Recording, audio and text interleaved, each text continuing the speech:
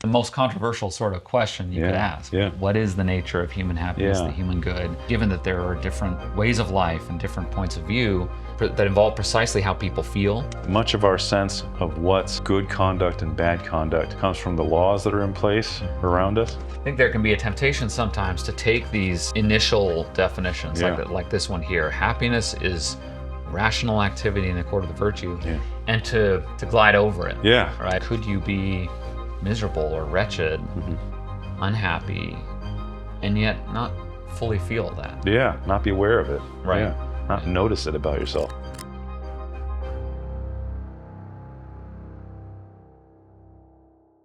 Every art and every inquiry, and similarly every action as well as choice, is held to aim at some good. Hence people have nobly declared that the good is that at which all things aim. With a view to our life, then, is not the knowledge of this good of great weight? And would we not, like archers in possession of a target, better hit on what is needed? If this is so, then one must try to grasp in outline at least whatever the good is, and to which of the sciences or capacities it belongs. Yeah. So it's an extraordinary aim that Aristotle's setting himself here at the outset, to look into what the human good is, and then, as he says, figure out which of the sciences it belongs to. Yeah. We could talk a little bit about what we learn in Book 1 about the nature of the human good. Yeah. Yeah, the human good. It's important to say both those things, the human and the good. We're trying to figure out what it is that all human beings are aiming at, right, in their lives, and that means in their activities, I guess. And of course, he's going to identify this, at least assign the name happiness to it, but he's going to try to say more than that. As you read in that passage, it would help us in attaining our happiness if we knew more precisely what it is that makes us happy, right? And what it is that makes us, precisely because we're human, happy, right?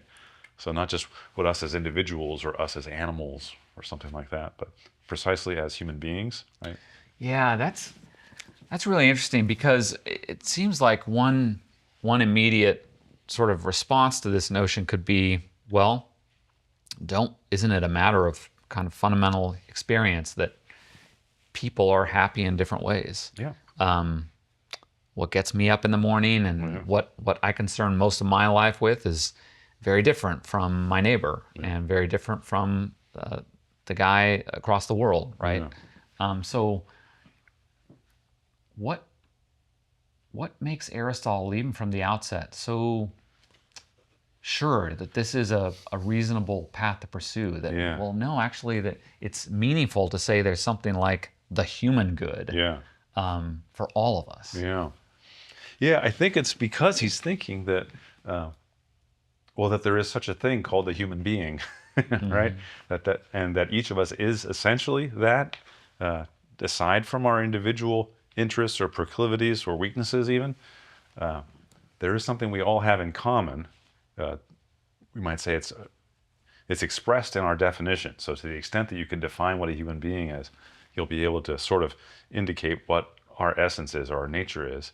And he's saying everything, as he said in that first sentence, everything is aiming at some good, right? So that even human beings as human beings, not as this one or that one, is aiming at something that will fulfill his nature, right? Not just his particular disposition, right? And that's what'll make, he says, that will complete that nature, right? If the nature seeks it, right, he's saying it must be the good of that nature. Right? Yeah, it's when you put it in those terms, you can see why. Let's see, this is in chapter 6. He distances this inquiry from what you might think of as a more Platonic one that is interested in seeking the good itself. Aristotle even admits toward the end of chapter 6, he says that the case is similar with something like the idea of the good or goodness itself.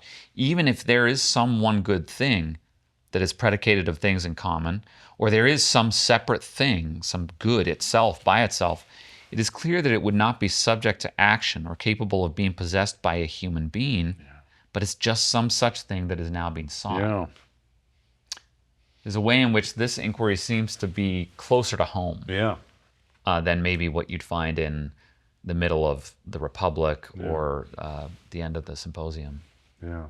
Yeah, the highest good itself, I guess what Aristotle is admitting there, admitting to Plato, and he says this in the Metaphysics as well, Aristotle is admitting that the highest good is not something you can do anything about, right? It's already perfect, right? I mean, that's both in the first book of the Metaphysics and in the last book, or book 12 of the Metaphysics, where he's talking about God or the divine. He's agreeing with Plato this far, right? That what is good through and through, you might say, good simply speaking, is better, obviously, than any other good. But it's not a good that you can accomplish in any sense, right? It's not a practical good in that sense. And ethics, he's imagining, is the art or the science or the practice of attaining the good for yourself, right? To the extent that you can attain your own good, right? And it's not opposed to the highest good, right? In fact, it better be a part of it insofar as it's your natural good, right? So it's somehow fitting into the order of the natural world. But it's still a good that is subject, at least to some extent, to your choices, right? To your deeds, right? Yeah. Whereas God himself is not, obviously. Yeah. Yeah, so that kind of brings me back to the notion of the good as human. What if someone were to say, well, we do see in the case of animals, say, and plants, we very much see the common nature at work, because oak trees reliably do this sort of thing, and dolphins reliably do that sort of thing, and you can see the way they fulfill. Yeah, they're pretty much interchangeable, and they're all the same, and they do the same thing. Within a range, yes. But precisely you could imagine someone saying precisely what constitutes humanity is our ability to choose, and that I can do this and you can do that, and we can go our different ways. Yeah. Do you think Aristotle has that in mind here, or is able to kind of respond to that with his notion of human nature? I don't think he's got it in mind explicitly, other than to say we are a part of the natural world, and we do, in a very deep sense, have a lot in common. So whatever might actually be good for you, and that he's not denying there are things that are good for you that might not be good for me, right? There is nevertheless going to be this core, right? Because we have a common nature, if you will, a common core, that's going to be itself going to put certain demands on what our happiness will look like, right? Some general demands, right? Yeah. So it can't be simply to say, well, human beings, the only thing they have in common is each of them can invent for themselves what will make them happy. That doesn't even fit your experience, it seems to me. Right? I think most people will agree that the things that make them happy, they discover make them happy. They don't actually get to choose it, right? And it's not too hard to see that there are, at least if you pay attention to it, there are a lot of things that we all have in common, or a lot of things that if we look closely into it, we will see we all need to be happy. Right.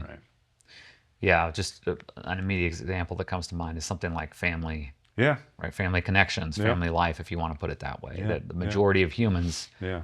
are involved with that in some form or and even another. maybe more obvious is friendship, right? Having friends, right?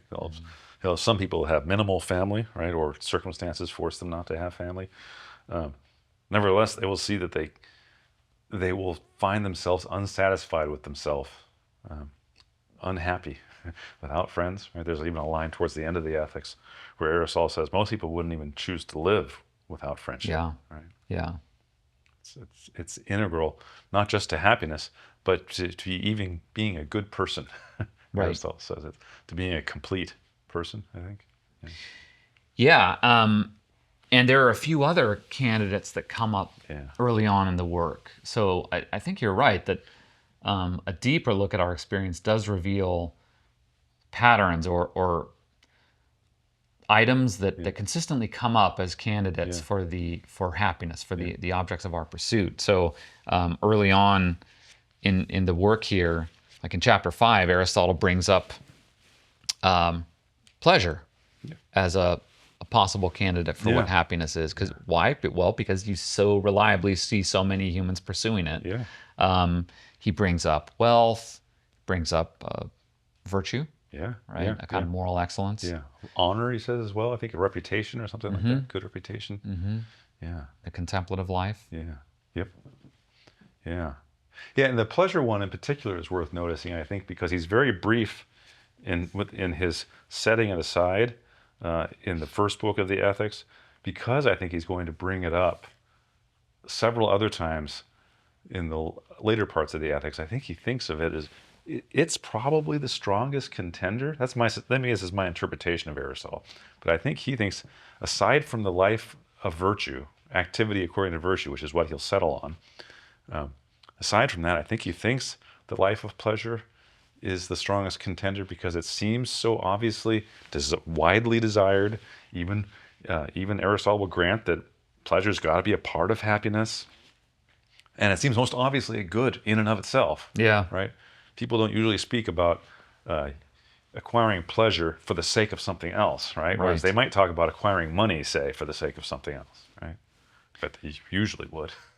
Right? In fact, yeah, isn't it likely that probably for many people, what they mean by happiness is a certain kind of a way of feeling. A feeling, right? Yeah. Even if it could be something, yes, fairly base, pleasures in the very sort of fleshly sense, but it could also be the kind of feeling you get when you're traveling and experiencing new things, the kind of feeling you get when you're working on your hobbies or being with friends. Being with friends, yeah. Right? Yeah, you might say, well, being with friends is an end in and of itself, but somebody else might say, actually, it's the feeling you get from being with your friends, so that it's your real purpose. If you could get that feeling without actually spending time with your friends, maybe somebody might say, you would dispense with the friends, right? You just have an injection that gives you that feeling, right? Well, and there's a lot of that kind of talk in many scientific and philosophical writings today that will just focus on the centrality of the brain and the endorphins, right? And that really what's going on is a certain kind of stimulation, to your point. The contentment, or whatever you want to call that. I think it's fair to say that the Greek word for pleasure here is very broad. It includes every kind of sort of positive feeling. In joy, for example, peacefulness, contentment. Those would be examples of pleasure. But hedone, I think it's the Greek word. That's the main, I think, in a way, the target that Aristotle is trying to both pull you back from, but also recognize that it has to be an important part of happiness. He's going to push the idea it's not just the pleasure that comes from a lifestyle, but the lifestyle itself, if you will, that's what the happiness is. And that the pleasure, as he'll later on argue in the Ethics, is sort of a natural side effect or a confirmation that you're doing something that's good for you. That you will feel pleasure when you're doing something that's making you happy. But it's hard for people, I think it's right, contemporaries, right? Hard maybe for all of us to think of happiness as something beyond the feeling, right? Right. That almost becomes baffling to people when you say, well, could you be happy but not fully feel it, or something like that, right? Yeah. And it might seem like a contradiction in terms. Could you be happy because of what you're doing, but also be sad in certain ways, right? And I think Aristotle entertains that possibility. And and along with the flip side of the question, could you be miserable or wretched, unhappy, and yet not fully feel that? Yeah, not be aware of it. Right. Yeah. Not notice it about yourself. Might take a good deal of introspection, even to notice that about yourself, much and even more to see exactly why. Yeah. Why you feel that. So, as we've been suggesting, this is a very controversial, perhaps the most controversial sort of question you could ask. Yeah. Right? What is the nature of human happiness, the human good? Given that there are different ways of life and different points of view that involve precisely how people feel. Yeah. So, Aristotle has to start someplace. Yeah. Right? And he's got to get his reader on board. Yeah. So he brings up fairly early on this idea that, well, we need to kind of accept as a given, someone who's rightly disposed, Yeah. right? Or maybe you could even say someone who's just been decently raised. Yeah, decently raised, yeah, or has somehow acquired decent habits, right? Yeah, yeah, So not moral monsters, not people that we would all agree are really morally warped people, I guess, right? right, Yeah, right, yeah. So that's an interesting move here. yeah, It it suggests that this kind of inquiry is very different from something like a mathematical one, yeah, right? Where you wouldn't need to ask for any allowance of that sort, yeah, right? yeah, Dear reader, to continue on, yeah. I ask that you be a person of Upstanding person. a kind of moral fiber, Yeah, right? yeah. What do you think of that move? Yeah, yeah. I guess it's because of the difference between mathematics and ethics, right? Uh, Mathematics, for example, doesn't have any direct connection to the good, right? To what's good for human beings or good more generally. Um, there's this line in Leibniz where he says something like, if there were moral stakes, moral consequences to the Pythagorean theorem, then some people would reject the proof of the Pythagorean theorem. He says, but mathematics is safe, if you will, right? Morally safe. It doesn't make any demands on your life. Whereas ethics, obviously, is the science that makes demands on your life, right? Yeah. The only thing Aristotle stipulates, as you said in the first book, is that you need to have basically a good upbringing, and you have to be serious about this, right? He says you have to actually be committed to this inquiry, because he doesn't say that it's easy, right? Yeah. It's going to take not only experience, but some careful weighing of things, right? Prudence, as he'll say later. Yeah. And I guess there's also an element here that confirms your earlier point about the importance of pleasure. Yeah. Namely, he wants his reader to be someone who already takes pleasure in the right things. Yeah. Yeah.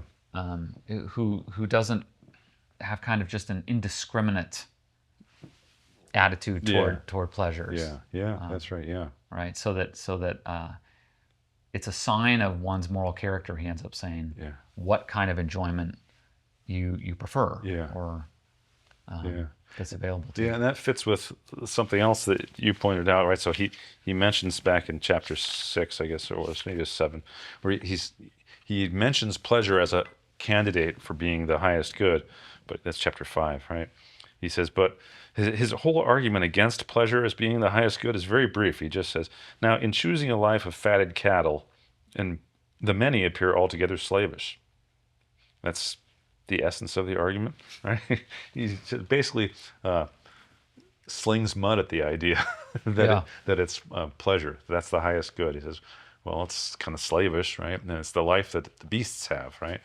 Not just beasts, but the fatted cattle, right? Which sounds like a life where all you do is eat and mate, I guess, right? And that's your life. He says, who wants that? Whereas he has a more substantial argument against the idea, even that it's honor, right?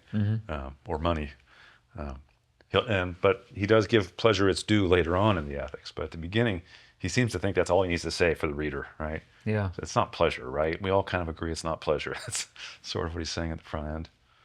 Yeah. And in that same chapter, I find it striking too that he brings up virtue and doesn't really settle with it. Yep. We know that's going to end up being a massive part of what he wants to say happiness is. Yep.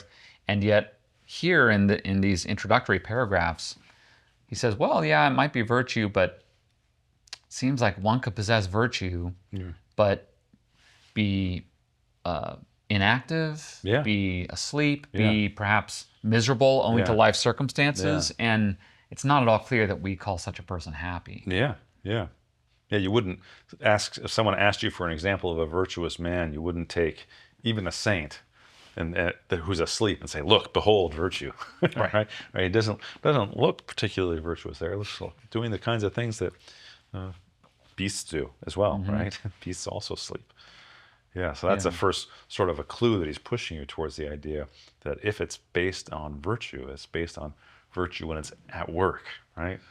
Yeah, yeah. So maybe we should move toward his initial articulation of what happiness is. Yeah. He seems very keen on moving past these individual candidates Yeah. as proper notions of happiness, whether it be wealth or virtue or pleasure.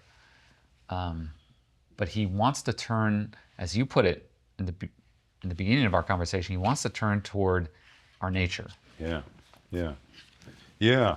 And is this right? He sort of makes the argument by saying something like, well, the perfection of a thing, the completion of a thing, is going to consist in the fulfillment of its distinctive work, right? Whatever activity that it has that other things don't have, right? So he says, well, what's the work of human beings, right? What is it that we do? A physician heals people, right? That's his work, right? A carpenter builds benches and tables, right? That's his work. What do we all do, if you will, right? As humans, do we make something? He said, well, we don't really make something, but we live our life according to reason in some sense, right? That's what we all have in common. Some of us do it better than others, either because we're smarter than the others, right? Or because we are less finally dominated, or more letting our reason rule, right? Because in other words, even someone who you might say doesn't live according to reason will find a way to use his reason in service of whatever it is he lives for, right? Yeah. Life of pleasure or wealth or whatever it is, right? Yeah, I think that's important to see here, is that he's making just a very factual claim. Yeah. It's almost not a moral claim per se at this point, right? Yeah. But even the guy who's the professional bank robber is living in some way according to reason. Yeah, he's strategizing, right? Right. Yeah. So that's an inescapable fact about humans. Yeah. Yeah.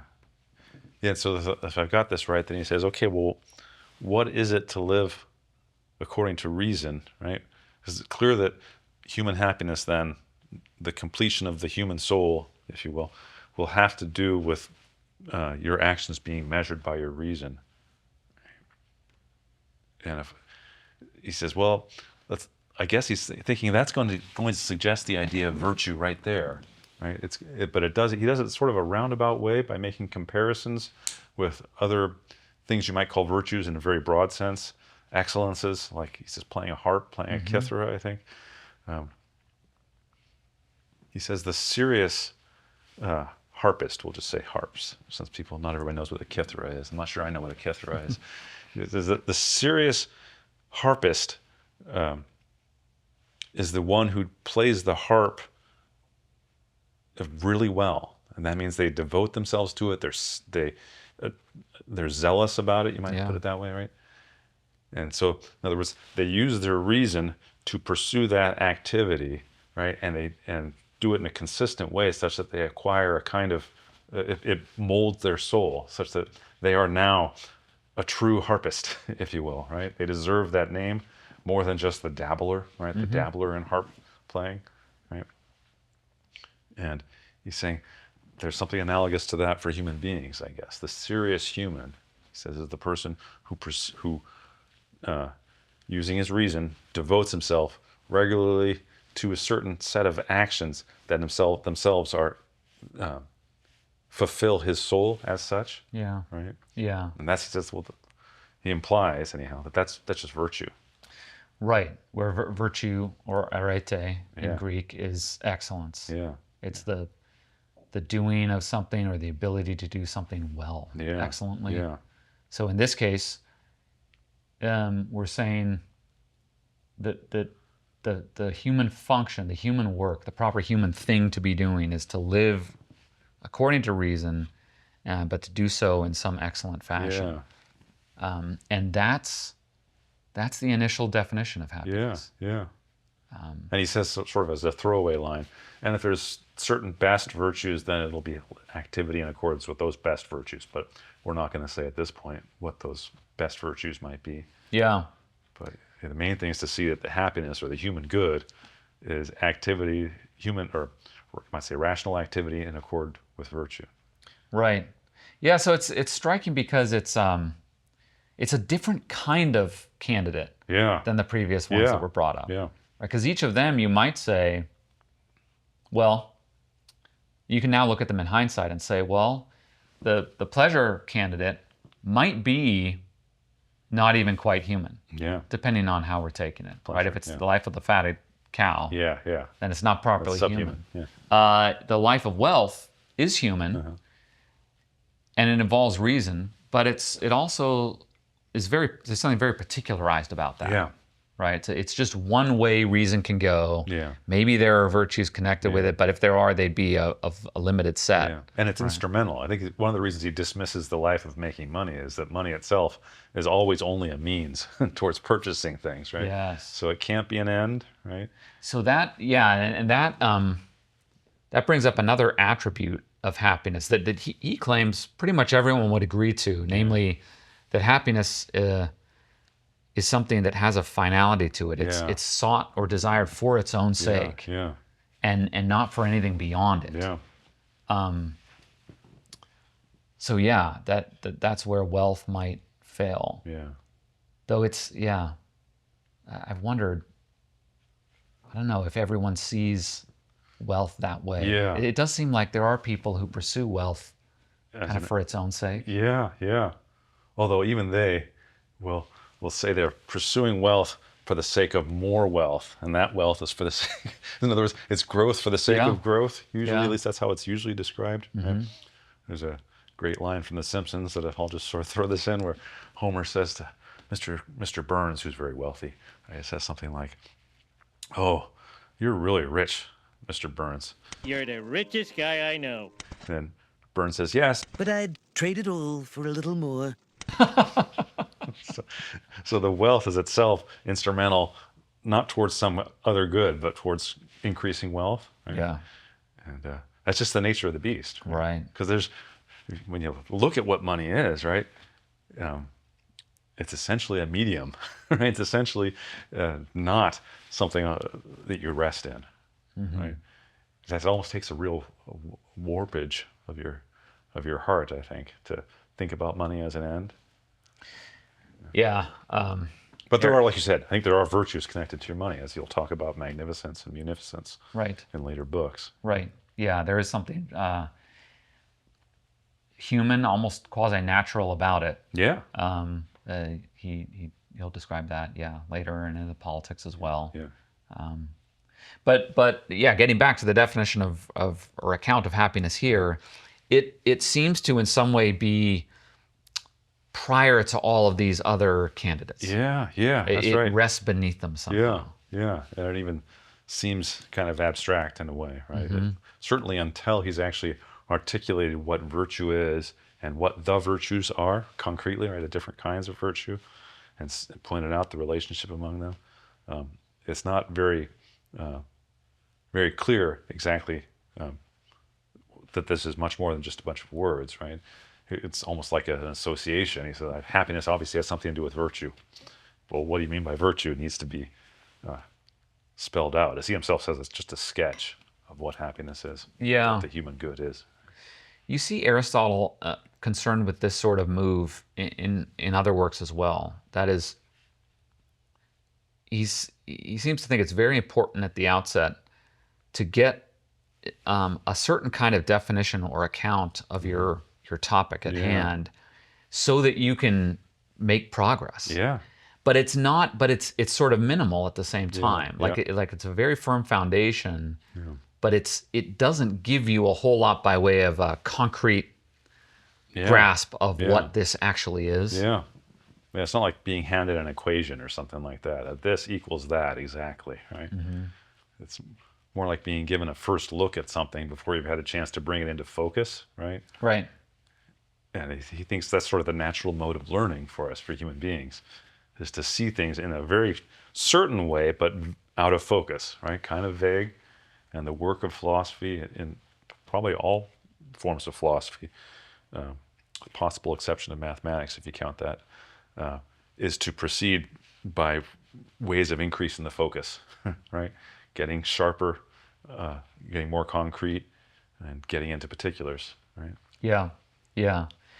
think there can be a temptation sometimes to take these initial definitions like this one here. Happiness is rational activity in accord with the virtue, and to glide over it. Yeah. Right. Precisely because it doesn't seem like the sort of dramatic final answer to the question, what is happiness, that we really want. Right. Yeah. But it might only come in hindsight that we're able to see, oh yeah, this provides a very important sort of boundary to the inquiry as a whole. Yeah, that's right. Yeah. Yeah, and in fact, you can argue then that the whole of the ethics, we're talking about the first book, and there's 10 books to it. You can argue the whole book is bringing into relief, into sharp detail, an understanding of what that original definition meant, right? Because you are talking about the different virtues and talking about the highest of those virtues, and what the activities are that go with those virtues. So I think it's right, that he's given you a foundation, even though it might not look like much, but it turns out you're building on it. Right? Yeah. One of the other attributes of happiness that he brings up, kind of in the middle of the book. So we mentioned that happiness is something sought for its own sake. Yeah. But he also mentions that happiness is something self-sufficient. Yeah. And this is in chapter 7. It's interesting when he clarifies this notion. He says, the complete good is held to be self-sufficient. We do not mean by self-sufficient what suffices for someone by himself, living a solitary life, but what is sufficient also with respect to parents, offspring, a wife, and in general one's friends and fellow citizens, since by nature a human being is political. Yeah.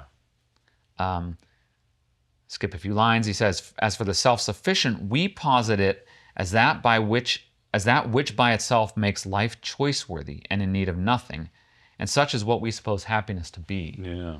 So whatever happiness is, whatever this good is, it needs to be self-sufficient, where I don't mean, it'll enable me to just be happy all by myself. Yeah. But rather the self there more refers to it, right? That it of itself, whatever it is somehow able to make me happy, regardless of other items out there. Yeah, I think that's right.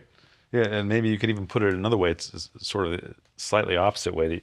It is referring to the individual self, but your self understood as a much bigger thing, right? Mm-hmm. I see what you're saying, though, as well. I mean, that it of itself is complete, right? Mm-hmm. But if you understand yourself as not to be just this body, if you will, right, such that you might be happy on a desert island by yourself or something like that, but rather self in a bigger sense that includes your family and your friends, right? And even your community, right? Because he says at the end of that line, right, that man is political, social. It's that's the first hint maybe that Aristotle's thinking about the self and the love of self as bigger than just your own private good, right? That what makes you self-sufficient forces you to think about yourself in a bigger way than you'd had before. Yeah. And this goes right to, again, one of the very opening passages where, so Aristotle said at the outset that he wants to investigate what this good is, that's human happiness, and which science or capacity it belongs to. Like if we were to pursue an understanding of what it is, what kind of pursuit would we be involved in? Yeah. And he immediately suggests it would seem like it's going to have to be some kind of political science. Yeah, right. So this notion of the human as social, as communal, is present here from the very outset. Yeah, that's right. The first breaths. Yeah. Yeah, and it's maybe worth adding that when you hear the word political nowadays, you think something more narrow, I think, than Aristotle would hear in the word, right? You think about what involves the arguments pertain to the representatives and the president and judges, and or involves active protests or something like that, right? Whereas, so it's not necessarily the most appetizing part of human life, but political, coming from the Greek word polis, just means a city, right? So I think social is a fair synonym for it, as long as you're understanding it in terms of a wide sense of social, right? In other words, The political is the city oriented, right? Or you might say the social community oriented life, right? And so he's saying your happiness, right, is a part of your happiness is fulfilled in a larger scope than in just your private house, right, by yourself and among your private property, or even just in your immediate family, right? But the larger community to which you belong, right? Yeah, it's this is one of these things that I think is naturally difficult for us as readers. You see it in the students to wrap our minds around, perhaps partly because of the reduced notion of the political that you alluded to, but also maybe because of the immense size of our political communities, where it's hard to even get a handle on them from a kind of just normal citizen's point of view. Yeah, right. But I think Aristotle helps us a bit here in chapter 2 when he gives some defense for this idea that the study of happiness is properly political. He says, the political art ordains what sciences or inquiries there must be in cities, and what kinds each person in turn must learn, and up to what point. We also see that even the most honored capacities, for example, generalship, household management, and rhetoric, fall under the political art. Because it makes use of the remaining sciences, and further because it legislates what one ought to do and what to abstain from, its end would encompass those of the others, with the result that this would be the human good. For even if this is the same thing for an individual in a city, to secure and preserve the good of the city appears to be something greater and more complete. The good of the individual by himself is certainly desirable enough, but that of a nation and of cities is nobler and more divine. I was just struck by the more initial lines there where he's talking about reminding us that it's up to the government, to the political regime, even to determine what sorts of practices and institutions and structures and pursuits and ways of life can exist effectively for us. And it orders those things and makes judgments on them. And those are all things that we just take for granted. Typically. And even we take for granted that certain things are immoral. I think part of the issue is, especially as Catholics or believers generally, is we don't remember as well that much of our sense of what's good conduct and bad conduct comes from the laws that are in place around us, right? Having a religious faith, we'll say, well, look, I'm actually getting these things from the Ten Commandments or from Scripture or something like that, or from the church teaching on this, that, or the other thing. And we very frequently notice the conflict when there is conflict between the laws on the books, right, and the church's teaching, and we'll obviously side with the latter. So we'll often not think about the polis or the government as showing you by its laws what's right and what's wrong, right? It does make mistakes. It's not infallible by any means, but it's actually where a lot of your initial habituation comes from, and your sense, your recognition of good and evil comes from. Yeah, and it's interesting for us as believers to think about, like to put ourselves in Aristotle's shoes and think about, okay, what if the entirety of Revelation just isn't a reality for you? And then to see the massive importance of the political. Because there really is nothing beyond it in the way that we have, as Christians. That's right, yeah, you might say your moral judgments come from your upbringing, say you had no faith, right? But once you're an adult, it's just the laws, right? And maybe fear or shame, right, of being caught or of embarrassing your friends, hurting your friends' feelings. Those are the only things that might, external to you, might influence your actions, your sense of what's right and what's wrong. Almost becomes courtesy and manners become sort of a major part of your sense of what's to be done and what's not to be done. But if I can add to that, it's nice the way he ends that section where he's talking about the good of the city. He says that's even a better good, right, than the individual's good, right? And so it makes sense that you should give it some attention, that this is sort of stressing the idea of the importance or even the primacy of the common good, right? The good that's shared by a larger community. That's what finally should be ruling the political art. And if it's right that ethics is a part of or the same as or somehow tightly associated with the political art, that ethics itself is going to look to the good of the community as well, right? As sort of the highest good in some sense, at least. Yeah, and that it deepens the inquiry by the Yeah. time we get to the definition of happiness in chapter 7. Yeah. And then think about these added requirements that Yeah. you're bringing up. Yeah. It's still very mysterious, right? Yeah. So we've got, okay, you need to be living according to reason, Yeah.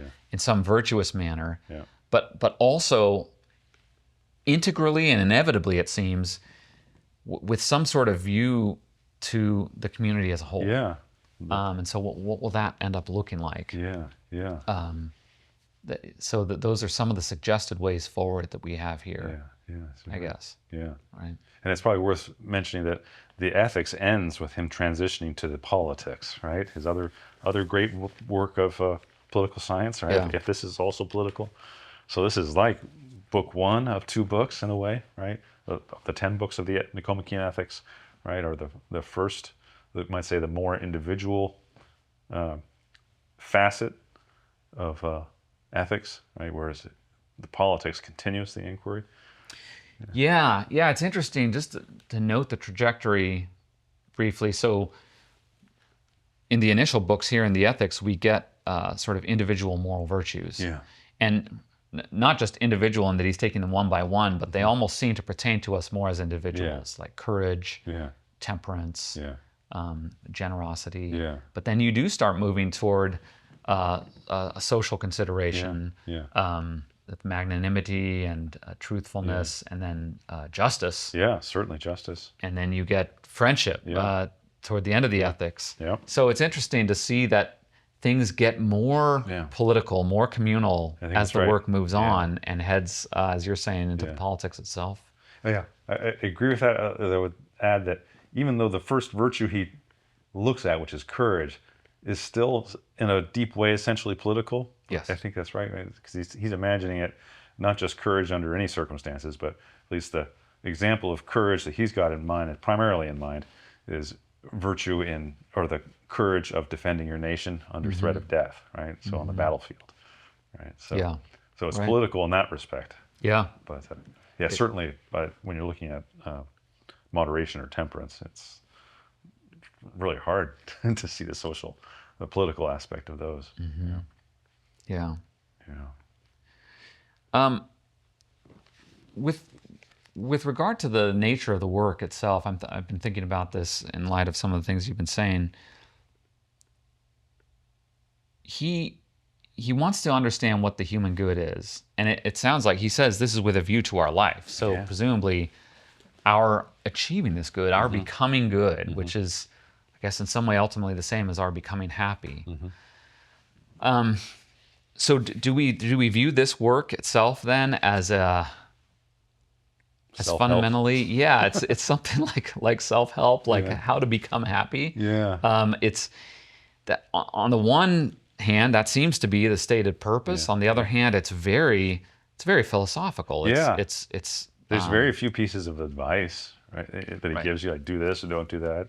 Right. I think probably the only one that stands out in my mind is he reminds you that virtues are going to lie in the mean, and if you're prone towards one vice, right, he says you should aim at the opposite vice to hit the mean in between. Almost nothing otherwise in here is advice, right? Yeah. Right, that's advice, and that's very useful advice. But it's almost, it's a funny kind of work in that respect, right? It's like it's the contemplative or speculative philosophical consideration prior to your thinking about the concrete circumstances, how I would determine what the good is under these, or for my circumstances and what's happening at this moment. Yeah. Because a lot of it he's got about the virtue of prudence, which he says you have to develop this virtue on your own to determine what the right thing is to do under concrete circumstances. And so there isn't he can't really give you a manual. I think he thinks there's something impossible about a manual. It's just too many contingent circumstances that could come up, and so as a result, any advice he gives you would be only very narrowly applicable, right? Yeah, it jives with something he says in chapter 3, where he reminds us that the nature of this inquiry is going to be, again, very different from something like mathematics, in that it's not going to give us the sort of precise and certain results that we would hope for from a mathematics text. And part of the reason for that has to do with just what you're saying, the contingency and the variability of human situations and even of human choices and dispositions that go into any given moral action. Yeah, that's related to something he says at the end of book 1, or towards the end, where he says, isn't happiness to some extent a result of chance? Right? That is, your circumstances seem like they're going to affect whether or not you're happy or not. And he's really hesitant to say that someone who lives a life according to perfect virtue, if they are nonetheless poor and they unlucky and their kids die or something, you imagine Job or someone like that. Would you say that person's happy? He says no. People wouldn't normally say that, right? And because there are just many things that are outside of your control, right? Even the word happiness in English is related to the words happiness and happenstance, right? Which has the sense of chance built into it, and being lucky, you might say. In Latin, you've got felicity or felicitas, right? Yeah. Which is related to luck. Lucky is another meaning of that word. This sort of suggests that there is a respect in which perfect happiness is not attainable to us. I mean, that could be a nod towards Plato and the idea of the perfect good as well. That's what's good through and through, if you will, right? Unvarnished goodness, right? The human good, he'll say, the only extent to which you really have control over it is in choosing your activities, right? And developing the virtues or perpetuating your virtues. I think that's also why it's helpful that he stressed early on. It says when he's trying to identify the human activity, what completes humans, he says it's an activity, not a product. In other words, it's you doing certain things, living a certain way so as to do certain things without any guarantee of success. Right? Yeah. In other words, the virtue of courage is not the virtue of the man who went on the battlefield to save his country and did save his country. Right? He says whether you succeeded in saving your country doesn't affect whether or not you actually acted courageously, right? Yeah. It's a life of doing certain things because you have control over what you do, right? Whether you succeed or not, it's not in your hands, really. That will involve luck or providence. Yeah. Right? Yeah. It strikes me that there's something uplifting and something discouraging about that view, right? So what's uplifting about it on the one hand is the fact that, hey, good news, we are in control to some large extent of our happiness, of our human good. He calls it the chief part of happiness. That's what you have control over, right? Yeah, maybe in that light, the distinctive things about humans, unlike a dolphin, is that it can be responsible for its own happiness in some real sense, which is extraordinary. But of course, the downside is you simply might not end up being happy. And even if you do all the right things. Circumstances are outside of our control. It's sobering, right? Right. You might say, was Job a happy man? I mean, obviously, before the final chapter of the book of Job, would you say the man who is virtuous through and through, right? Who nonetheless lost his wife, or not his wife, his kids, right, and all of his wealth, and was tormented by his friends for 30 or some chapters, right, in that book. Was he a happy man? And it seems like no. Yes. Right. Yeah. He was, but he did know he was doing the right things, and there's a kind of happiness that comes with that. I think maybe happiness is not the right word, right? But well, it's something like the courage example. Yeah. Because Aristotle himself acknowledges not only are you courageous, properly speaking, only in the face of the greatest dangers and torments and pains, but also for you as a courageous person, life is very much worth living. Yeah. right? Because you are virtuous. Yeah, yeah. Hopefully. Yeah. And so, So it's a for shame. you above other people, even it's Yeah. more of a shame that you Yeah, should die. yeah, And right. yet it's that knowledge that you're doing this for something noble, for something yeah, wonderful. Yeah. That in itself it suffices. Yeah. And the noble there is both the fulfillment of your nature as a rational human being, but also in the case of courage, right, the rescue of the city, right, that common good, right, that again you see yourself as at least doing something to protect, even if you don't succeed. Yeah, right. Yeah, that's a term that I'm sure we'll be talking more about this in future episodes, but the notion of the noble Yeah. is one that has a lot of play here, especially in these initial books of the ethics. Yeah, that's right. Well, is there anything else to mention here on book 1 before we wrap? No, it seems like we hit the main elements. Good. Okay, thanks. All right. Thanks a lot, John. Yeah.